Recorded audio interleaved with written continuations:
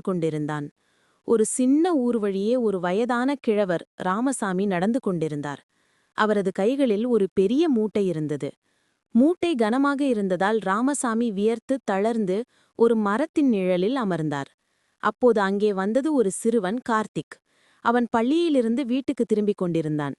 வயதான மனிதர் துன்பப்படுவதைக் கண்டு கார்த்திக்கின் இளம் இதயம் கரைந்தது.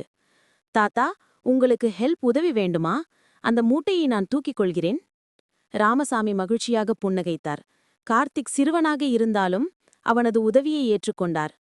இருவரும் சேர்ந்து அந்த மூட்டையை கார்த்திக்கின் வீட்டு வரை சுமந்து சென்றனர். வீட்டு வாசலில் ராமசாமி மூட்டையை திறந்தார். அதிலிருந்தது சில அழகான மாம்பழங்கள். குழந்தாய், நீ என் பேரன் மாதிரி. உன் சிறு உதவி எனக்கு ஒரு பெரிய சுமையை குறைத்து தந்தது. இந்த மாம்பழங்களை நீ ஏற்றுக்கொள். இது என் நன்றி. கார்த்திக் மாம்பழத்தை வாங்கி மகிழ்ச்சியாக சாப்பிட்டான். ஆனால் அதைவிட பெரிய மகிழ்ச்சி அவன் மனதில் இருந்தது.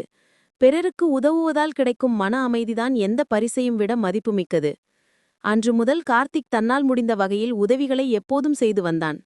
அவனது சிறிய உதவிகள் பலரின் மனதில் பெரிய புன்னகையை பூத்தன. நண்பர்களே, நாம் செய்யும் சிறிய உதவிகள் கூட ஒருவரின் லைஃபில் பெரிய மாற்றத்தை ஏற்படுத்தும். உதவி செய்வதிலிருந்து ஒருபோதும் பின்வாங்காதீர்கள்.